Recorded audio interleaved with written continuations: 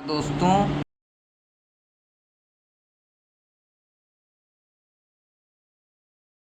दोस्तों आप लोगों का मेरे चैनल पे स्वागत है। तो मैंने आप लोगों को पिछले लेक्चर में कॉन्शियसनेस से रिलेटेड चीज़ें बताई थी। कॉन्शियसनेस के बारे में हम लोगों ने समझा था, जहाँ पे हमने कॉन्शियसनेस के बारे में, उनके टाइप्स के बारे में, और मैंने बहुत सारी चीज़ें बताई थी। डायमेंशन भी बताया थी कि कॉन्शियस क्या है। एक प्रकार का आपके स्टेट ऑफ माइंड की एक सोच है, जो कि आपके कॉन्शियस परसेप्शन पे, आपके कॉग्निटिव एक्सपीरियंस पे बेस्ड है।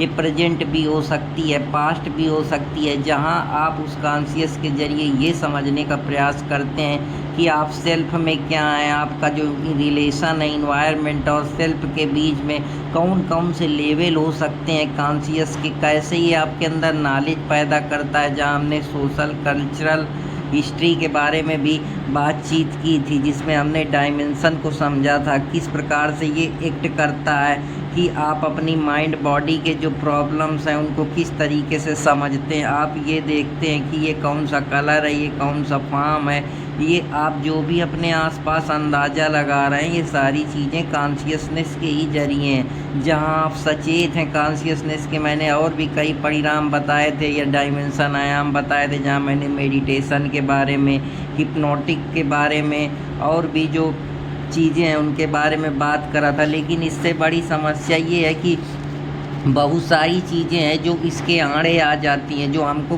प्रॉब्लम करती हैं कॉन्शियसनेस को। जैसे हमारी माइंड और बॉडी के बीच का जो रिलेशन है, बॉडी कुछ सोचती है, माइंड कुछ सोचता है। जैसा माइंड सोचता है ज़रूरी वही है कि वैसा ही बॉडी सोचे कभी कभी, लेकिन जो बॉडी है वो माइंड के हिसाब से ही चलती है, तो इसको भी एडजस्ट करने में प्रॉब्लम होता है। ये कभी इनसाइड चीज़ों के बारे में सोचती है, कभी आउटसाइड चीज़ों के बारे में सोचती है, जिससे जो हम कॉन्शियसनेस को बनाने में बड़ी समस्या होती है। हम उतना कॉन्शियसनेस अपने अंदर नहीं पैदा कर पाते हैं। जैसे ब्रेन है वो कुछ और सोच रही है अंदर कि हमारा बिहेवियर कैसा है, हमारा एटीट्यूड कैसा है, हम वैल्यू किस चीज़ को देते हैं, तो हम अपने अंदर झांक रहे हैं। जैसे योगा है वो अपने आप को एक बदलने का तरीका है, लेकिन आउटसाइड में बहुत सारी चीज़ें हैं, सोसाइटी है, आसपास के लोग हैं, आपकी सोच है, आप किस तरीके से चीज़ों को परसीव कर रहे हैं, ये सारी चीज़ें, और भी बहुत समस्याएं हैं। फिजिकली आप उनको कैसे देख रहे हैं, मेंटली आपकी सोच हो सकता है दूसरे की सोच से डिफ़र कर रही हो।